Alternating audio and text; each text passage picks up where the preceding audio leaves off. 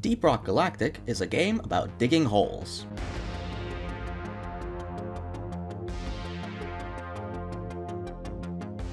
I mean, there's other stuff you can do.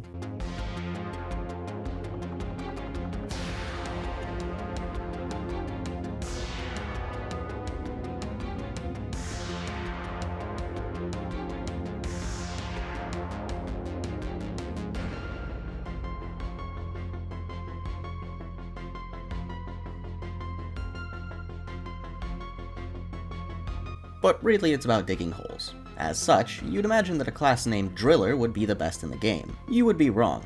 Every class in this game is set up with 2 unique weapons, 2 unique support tools, and a unique grenade. Driller gets his name from his drills, which are a support tool that can drill. Although he's utterly unmatched in the way he can change terrain for his team, he has problems. Driller really lacks single target damage. His 3 primaries are the flamethrower, the cryo cannon, and the sludge pump, which burns, freezes, and corrodes everything in sight. These are all damage over time effects, with some exception of the cryo cannon, and because of that, they aren't extremely effective against big enemies. The impact axes as a grenade are the overwhelmingly best choice for Driller, because they fill this gap in his arsenal. There's also the secondary weapons, I guess, but your choices here are the Subata, the EPC, and the Wave Cooker. There's also the C4, but the best single target enemy it kills is Dwarves. Well, if it's single target damage you want, then the class named Gunner has got to be the best in the game. You would be wrong. Although Gunner is fantastic at killing things, his support tools are so-so. The deployable shield is great, but the zipline launcher is not. The zipline launcher will shoot a zipline that any dwarf on the team can use, though whether they will use it or not depends on where it's going.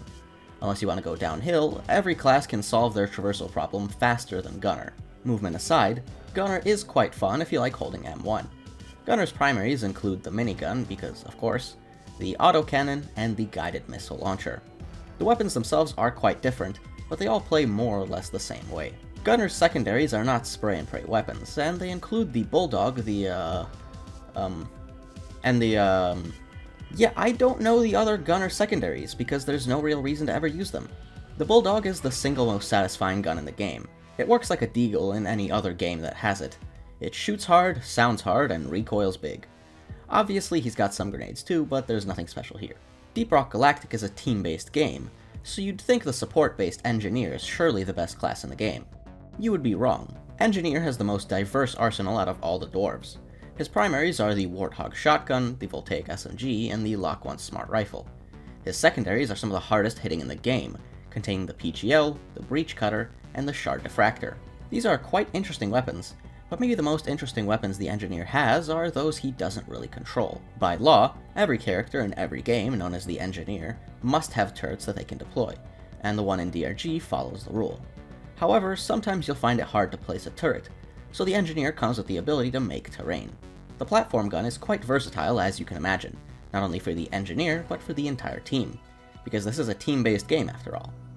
The Scout is not particularly good at digging, nor killing enemies, and he's the only dwarf who has a team support tool that literally only helps himself. Even if the other classes try to use their tools selfishly, other dwarves can still get use out of it, unlike the Scout who can just choose to not participate. You would think that there's no shot that this selfish and impractical dwarf is the best class in the game. You would be wrong.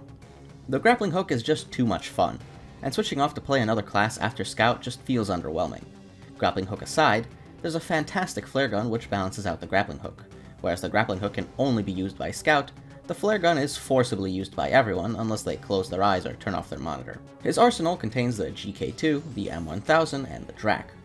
His secondaries are the Boomstick, the Zhukovs, and the Nishanka. These are all some of the best feeling and performing weapons in the game. Except this one.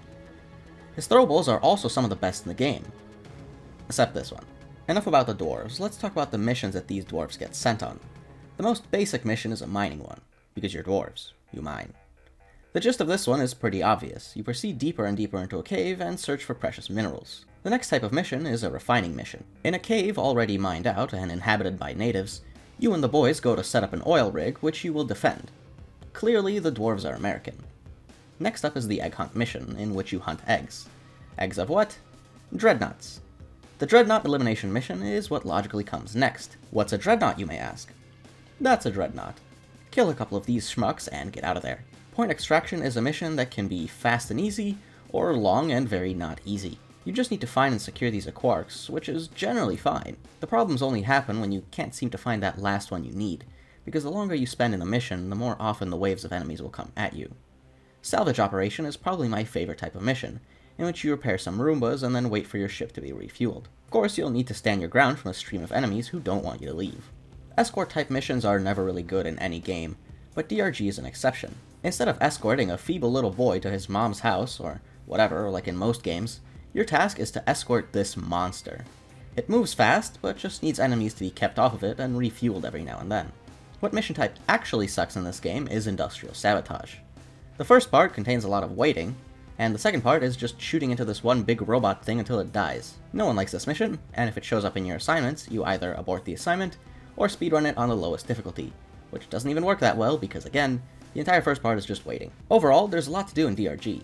The missions are all different, and there's several different environments to do them in, and the amount of different builds you can have on your dwarves is vast. The community is friendly, there's plenty of mods, and the space rig is probably the best pre-game lobby in any game. However, it's not all sunshine and rainbows, as many players will have you believe. The game is not perfect. The biggest flaw of Deep Rock Galactic is industrial sabotage. Wait, no, that wasn't it. No, the actual biggest problem is unlocking fun. You know the massive arsenal I was talking about when discussing classes? You don't get to use all those. Now, all the DLC in this game is strictly cosmetic, so don't worry about that.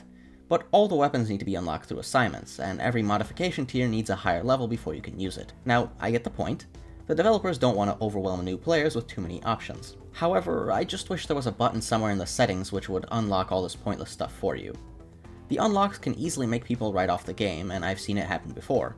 Not only in others, but in me.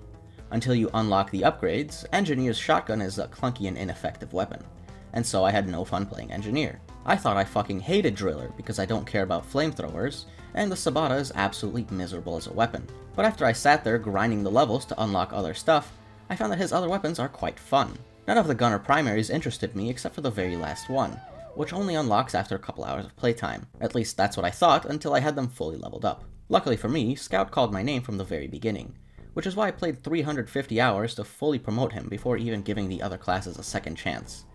But I've seen people try every class, find nothing they like, and stop playing the game, and it's quite unfortunate, because they haven't seen anything yet. Now, am I saying you should just edit your save file to unlock everything? No. But I honestly wouldn't blame you for doing it as long as it's within reason. This is not even considering the overclock system. Overclocks are upgrades you unlock randomly for random weapons. Grinding them is time required, so whether you play 1 hour a week or 100, it'll still take you months to unlock all of them. If you want a specific overclock for a weapon, well, tough luck. And these are sometimes minor and sometimes very major changes. For example, the PGL is normally like this. But it has a Fatboy overclock which does this. It also has the RJ250 overclock which does this. Overclocks can effectively give you an entirely different weapon, and it's a massive shame that they're locked behind a poorly designed system. And let's not even talk about the unfathomable grind you'll undertake if you want every cosmetic in the game. Back when the pandemic started, a friend of mine suggested, "Hey, wanna try this new game I found called Deep Rock Galactic?" And my response went something like, "Nah, I'll play Payday 2. I don't regret the time I put into Payday 2, but we all know how that game was slaughtered by the developers in a single update. Don't make the mistake I did, and make sure to try out Deep Rock Galactic when you get the chance. DRG is a fantastic game, both alone and with others, but I do feel like people pretend that the game doesn't have faults, and I've even seen some people get criticized for pointing out that there are faults. The aforementioned unlock system being abysmal, Hazard 5 not really being that hard for a highest difficulty, Rockpox getting a second season despite being completely unfun, and the Stingtail being a frustrating enemy for no real reason are all some of the more apparent issues, and it's fine to point out they exist. Nothing is immune to criticism. However, I don't think these setbacks negate the overall fun gameplay, the unique enemies and their interactions, the satisfying arsenal, the way weapons can combo into each other, and the sometimes hilarious friendly fire. What do you mean, nothing? Fuck me! What the fuck? I think I just fucking murdered someone. What just happened? What was that? Did I kill you? Oh, and how could I forget? The rocket